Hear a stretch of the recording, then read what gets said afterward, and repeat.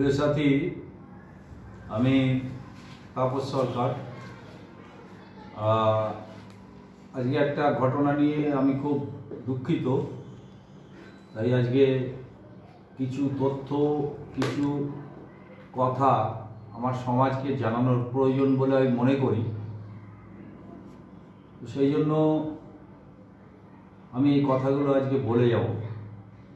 হয়তো আমার এই কথাগুলো কেউ জানে বা কেউ জানে না। যে জানে সে মন থেকে মিলাবে, যে জানে না সে নতুন করে জানবে। কিন্তু এগুলো জানার সমাজে প্রয়োজন আছে। আমি যে সমাজে জন্মগ্রহণ করেছি, আমাদের এই সমাজটাকে আজকে আমরা ভারতবর্ষের মূল নিবাসী। আমাদেরকে এই দেশ যারা চালাচ্ছে, যারা নিজেদের আর্য জাতি বলে পরিচয় দেয়, এই আর্য জাতি আজকে আমাদের ফ্রিতে চাল খাওয়াচ্ছে, পোকামাকড়যুক্ত চাল খেয়ে আমাদের জীবনযাপন করতে আমাদের বাধ্য করাচ্ছে। এই দেশটা আমাদের, এই দেশের সমস্ত কিছুর মধ্যে জিএসটি ট্যাক্স আছে, সেই ট্যাক্স আমরাই দিচ্ছি। আবার আমাদেরকে এই ফ্রিতে রেশন চাল দিয়ে বড় বড় কথা বলে বেড়ানো হচ্ছে। কেউ লক্ষ্মী ভাণ্ডার দিচ্ছে, বলছে আমি 500 টাকার থেকে 1000 টাকা করেছি, কিন্তু জিএসটির টাকাটা কিন্তু আমাদেরই দিতে হচ্ছে। সেই জিএসটির টাকা থেকেই আবার আমাদেরকে কিছু কিছু দক্ষিণা দিয়ে, কিছু কিছু দান দিয়ে তারা নিজেদেরকে মহান সাজার চেষ্টা করছে, যারা এই দেশটাকে চালাচ্ছে। বর্তমানে আরএসএস এর টিম, এই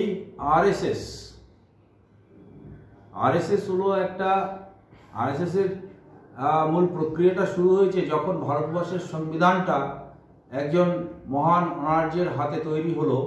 সারা পৃথিবী থেকে মহান অনার্য জাতির এক মহান ব্যক্তিকে দায়িত্ব দেওয়া হলো যে ভারতবর্ষের সংবিধানটা তুমি লিখে দাও, ডক্টর বি.আর. আম্বেদকরকে। তারপরে আরএসএসরা পাল্টা নিজেদের বংশকে এই দেশের শাসক, চিরকালীন শাসক বানানোর জন্য তারা প্রক্রিয়া চালাতে শুরু করলো। এবং আজকে তারা ভারতবর্ষের মূল নিবাসী মানুষদের কেউ 2 টাকার চাল দিচ্ছে ফ্রিতে, আবার কেউ বলছে 10 টাকা আমি লক্ষ্মী ভাণ্ডারে দিলাম, তো দিয়ে আবার বড় বড় গলায় প্রচার করছে। এই জায়গাতে নিয়ে এসছে। সেই জন্য আজকে যে আমরা এই জায়গাতে এলাম, কিভাবে এলাম আর কেন এলাম আমি একটু সংক্ষেপে একটু বলবো। তার ভিতরে আমার বংশের ইতিহাসটা থেকে যাবে, কেন এই কথাগুলো আমার বংশকে জানানো দরকার আমি মনে করেছি। আমি অনার্য বংশের প্রতিনিধি তাপস সরকার। অনার্য বংশ যেদিন ভারতবর্ষে 10,000 বছর আগে বেদ লেখা হয়েছিল, বেদের আগেও আমাদের বংশ ছিল, বেদের পরেও আমাদের বংশ আছে। বেদের আগে যে ইতিহাস আমাদের বংশের, আমরা পরিপূর্ণ জাতি ছিলাম, সমস্ত কিছু আমাদের কাছে ছিল। কিছু বর্বর মানুষ এই দেশে এসে আমাদের এই ভারতীয় উপমহাদেশে ঢুকে আমাদের ভারতবর্ষকে আজকে ফ্রিতে চাল খাওয়ার জায়গায় নিয়ে এসছে। কালকে আমার বাচ্চাকে কি দিয়ে মানুষ করব সেই নিয়ে আমাদের চিন্তা। দেশটা আমাদের, সমস্ত কিছু আমাদের। কি করে হলো তার একটা সংক্ষিপ্ত আমি বলবো আজকে। আমার যতদূর জ্ঞান বুদ্ধি হয়েছে তাতে দেখা গেছে, আমি দেখেছি, লেখাপড়া যেটুকু আমি শিখেছি, আমার তো লেখাপড়ার জ্ঞান সেরকম নেই। আমি নিজের থেকে শুনেছি, বিচার করেছি, বিশ্লেষণ করেছি, অনুভব করেছি, তারপরে সেই কথাটা মানুষকে বলি। এই বঙ্গপ্রদেশ একসময় আমাদের এই ভারতবর্ষ তথা ভারতীয় উপমহাদেশটাকে 4টে ভাগে ভাগ করা হয়েছিল। 4টে নাম ছিল, অঙ্গ, বঙ্গ, কলিঙ্গ, উদঙ্গ। তো সেই বঙ্গপ্রদেশের বাসিন্দা আমি। আর এই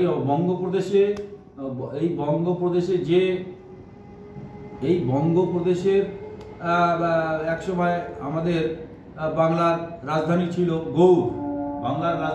গৌড়। আর এই বাংলার রাজধানীতে কনিষ্ক বলে একজন ভদ্রলোক রাজা হয়েছিলেন, রাজা কনিষ্কের আমলে যেমন মহারাষ্ট্রে একজন রাজা হয়েছিল আমাদের বংশের, শিবাজি মহারাজ। সেই শিবাজি মহারাজ যখন নিজেকে রাজ সিংহাসনে বসার পরে রাজ তিলক পড়ার জন্য যে ভট্ট ব্রাহ্মণকে ডেকেছিল, একজন ভট্ট ব্রাহ্মণকে বেনারস থেকে নিয়ে যায়। কোনো ব্রাহ্মণ রাজ তিলক পড়াতে রাজি হয়নি শিবাজি মহারাজকে। মহারাষ্ট্রের ভট্ট ব্রাহ্মণ বা পায়ের বুড়ো আঙুল দিয়ে শিবাজির কপালে তিলক কেটে দিয়েছিল। বা পায়ের বুড়ো আঙুল দিয়ে সেই ভট্ট ব্রাহ্মণ শিবাজি মহারাজের কপালে তিলক দিয়ে রাজ তিলক দিয়েছিল। ঠিক তেমনি আমাদের এই বাংলা প্রদেশে কনিষ্ক বলে এক রাজা হয়েছিল। সেই কনিষ্কের আমল থেকে আমি বলছি, কনিষ্কের আমল থেকে আমাদের এই বঙ্গপ্রদেশে, এই অনার্য জাতির বঙ্গপ্রদেশে যত বৌদ্ধ বিহার ছিল, যত আমাদের বুদ্ধিস্টদের লামারা ছিল, যত আমাদের শিক্ষা ছিল, আমাদের সংস্কৃতি ছিল, আমাদের গুম্ফা ছিল, আমাদের সাধনা ক্ষেত্র ছিল, আমাদের মহাপুরুষের যে ছিল, তোমার ওই মহাপুরুষদের যেগুলো বিচরণ ক্ষেত্র ছিল, সেই সব জায়গাগুলোকে কনিষ্ক সম্রাট কনিষ্ক সেইগুলোকে টোটাল ডিস্ট্রয় করেছিল। ডিস্ট্রয় করে সেই সময় হিন্দু ধর্মের প্রতিষ্ঠা তারা আর্য বংশ করেছিল। এইটা কনিষ্ক থেকে আমি যতটা জানতে পেরেছি। এবং সেই আমলে আমাদের এখানে কোনো আর্য জাতির প্রবেশ ছিল না, তো কনিষ্ক নিজে রাজ তিলক করার জন্য, রাজা কনিষ্ক নিজের রাজত্বে যখন বসে তখন রাজ তিলক করার জন্য কয়েকজন আর্য জাতির ব্রাহ্মণকে উত্তরাখণ্ড থেকে নিয়ে আসে ভাড়া করে। যখন উত্তরাখণ্ড থেকে নিয়ে আসে তখন এইখানে এসে তাদের চাকর বাকরের কাজ, তাদের বাসনপত্র ধোয়ার কাজ, তাদের পোটলা পুটলি হাতে করে মাথায় করে নিয়ে যাওয়ার কাজ, তাদের শরীরকে টেপাটিপি করে সেবা যত্ন করার কাজ, তাদেরকে রান্নাবান্না করে দেওয়ার কাজ, তাদেরকে বিভিন্নভাবে হাত পা ধুইয়ে চান করিয়ে দেওয়ার কাজ। তো এইসব কাজ করার জন্য তৎকালীন সময়ে আমাদের জাতির মধ্যে থেকে কিছু মানুষকে নেওয়া হয়। তার ভিতরে 6 থেকে 7 জন আছে।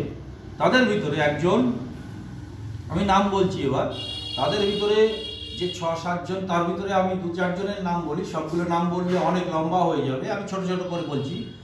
তো একজন ছিল দত্ত মহাশয়, একজন ছিল রায় মহাশয়, একজন ছিল গুপ্ত মহাশয়, একজন ছিল দাস মহাশয়, আরেকজন আমি যতদূর পেয়েছি আরেকজন ছিল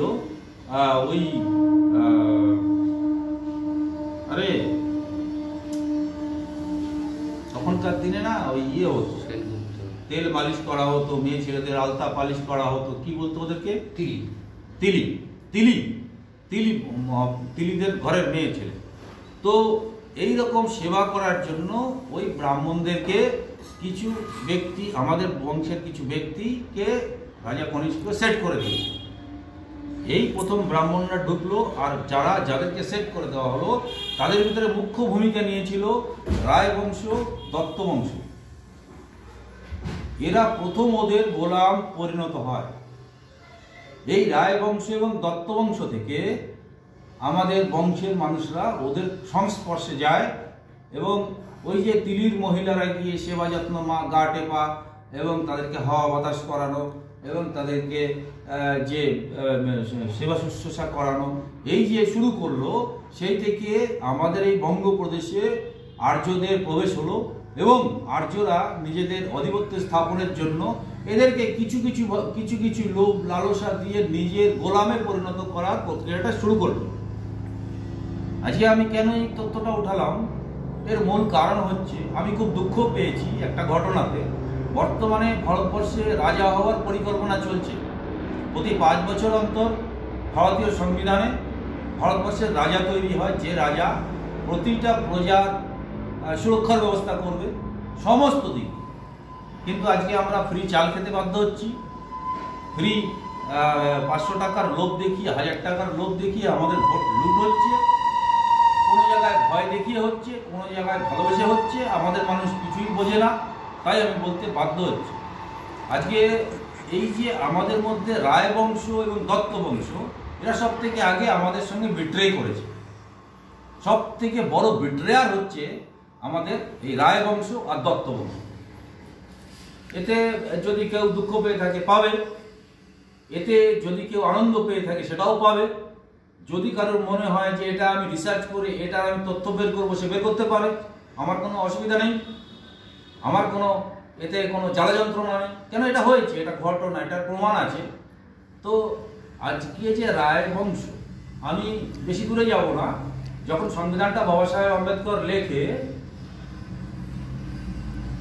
তখন যে কয়েকজন ব্যক্তি বাবা সাহেব আম্বেদকরকে সংবিধান লিখতে সাহায্য করেছিল তাদের ভিতরে আমি শ্রদ্ধার সঙ্গে তার নাম গ্রহণ করতে বাধ্য হই, কারণ তিনি মহাপ্রাণ যোগেন্দ্রনাথ মণ্ডল। যোগেন্দ্রনাথ মণ্ডল সাহেব যদি না থাকতেন, আজকে আমি হয়তো লেখাপড়া করার অধিকার পেতাম না, আমি আজকে আমার জীবনের কোনো অধিকারই পেতাম না। বাবা সাহেব তো ছিল, কিন্তু বাবা সাহেবের ক্ষমতা ছিল না গণপরিষদে গিয়ে সংবিধানটাকে দিয়ে যাবে। সেই জায়গাটায় যোগেন মণ্ডল বাবু তাকে পাঠিয়েছিলেন, তাই যোগেন মণ্ডল বাবু আমার কাছে চিরকাল শ্রদ্ধেয়। এবার যোগেন মণ্ডল বাবু যখন বাবা সাহেবকে পাঠালেন, তখন যোগেন মণ্ডল বাবুকে কে তৈরি করেছিলেন? আমাদের পশ্চিমবাংলার তথাকথিত বঙ্গপ্রদেশের শেষ মহাপুরুষ মহাত্মা গুরুচাঁদ ঠাকুর। এই গুরুচাঁদ ঠাকুর যদি আমাদের বংশে না জন্মাতেন, বা এই বঙ্গপ্রদেশে না জন্মাতেন, বা তিনি যে চিন্তাধারায় রাজনীতি করেছেন সেই রাজনীতিটা যদি গুরুচাঁদ ঠাকুর না করতেন, তাহলে আজকে হয়তো আমার এই ভিডিওটা বানানোর প্রয়োজন হতো না, আর আমি এখানে বসে যেটুকু লেখাপড়া করেছি বা যেটুকু আমার জীবনে আমি পেয়েছি সেটুকু আমি পেতাম না। তো এই গুরুচাঁদ ঠাকুরের সঙ্গে থেকে আমি আরেকটু কথা বলি। এই যে দত্ত বংশ এবং রায় বংশ আমি বললাম, এর একটু প্রমাণ দিয়ে যাবে। আমি জানি না কয়জন জানে এই তথ্যটা, যে জানে না সেও জানবে, আর যে জানে সে তো জানেই। গুরুচাঁদ ঠাকুরের মামা বাড়িরা ছিল রায় বংশ। গুরুচাঁদ ঠাকুরের মামা বাড়ির বংশরা হচ্ছেন রায়। গুরুচাঁদ ঠাকুরদের যে বাড়িতে থাকতেন সেই বাড়ি থেকে উৎখাত হতে হয়েছিল ওই রায় বংশের জন্য। গুরুচাঁদ ঠাকুররা যে বাড়িতে থাকতেন সেই বাড়ি থেকে রায়বংশরা গুরুচাঁদ ঠাকুরকে এবং তার ক্রিয়াকাণ্ড, তার সাথী সমর্থকদেরকে নিয়ে উৎখাত করতে বাধ্য হয়েছিল, এবং এই কাণ্ডটা করেছিল তার মামাবাড়ির বংশ রায়বংশরা। রায়বংশরা কোনোদিনই নিজেদেরকে ছোট জাত বা তারা ব্রাহ্মণ না এইটা ভাবে।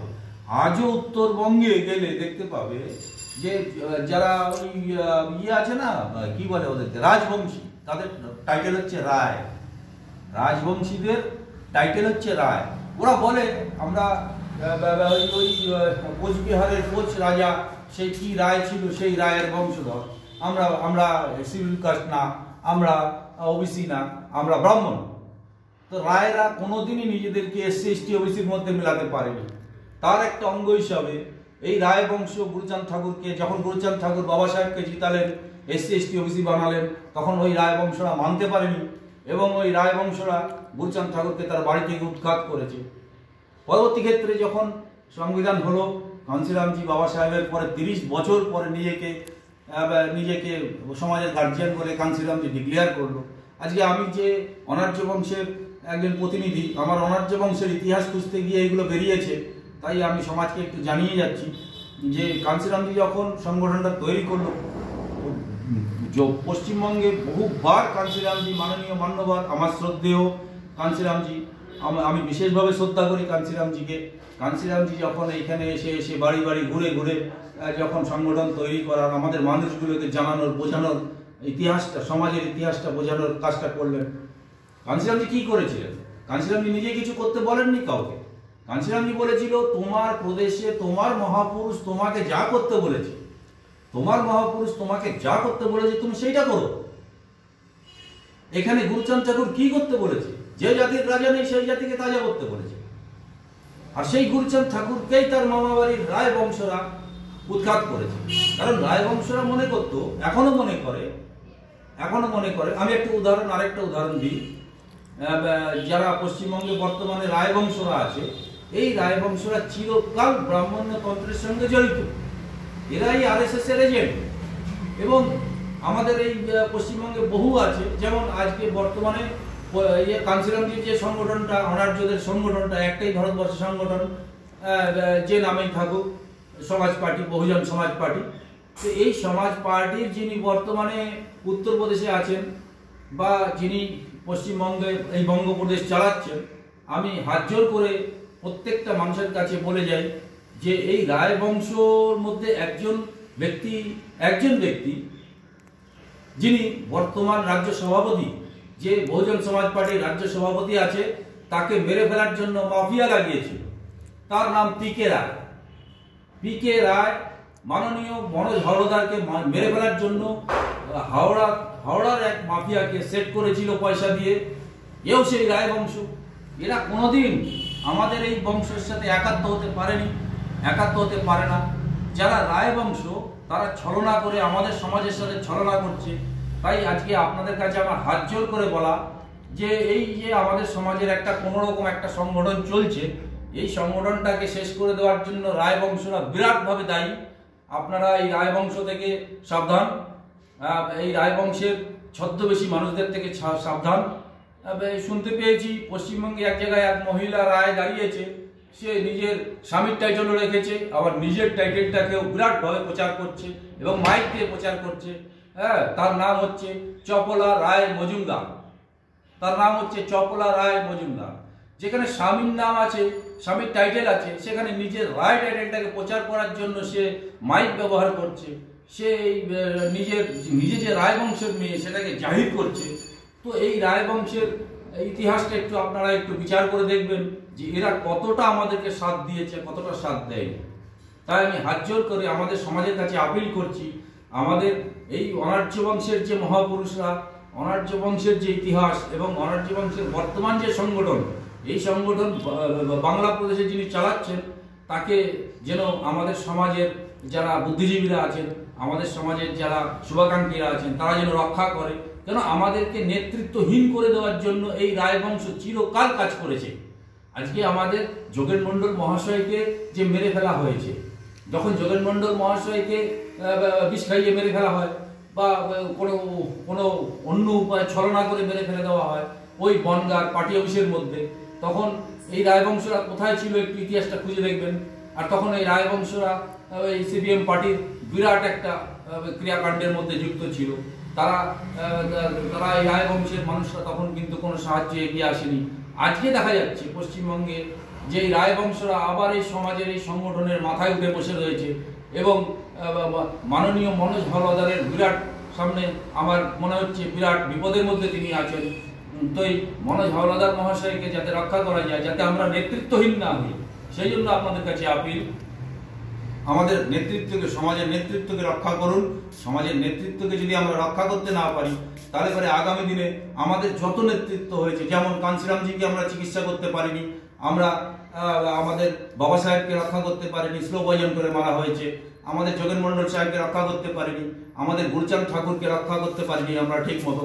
আমরা যেন বর্তমান আমাদের যে নেতৃত্ব কাজ করছে তাকে যেন রক্ষা করতে পারি, এই আশা রেখে আমি আজকের আমার এই ছোট্ট কথাগুলো বলে গেলাম। আমার যদি কোনো ভুল হয় আমাকে ক্ষমা করবেন, আমার যদি কোনো ভুল হয় আমাকে ক্ষমা করবেন, আমার যদি কোনো ভুল হয় আমাকে ক্ষমা করবেন। জয় মহাপুরুষ, জয় মহাপুরুষ, জয় মহাপুরুষ।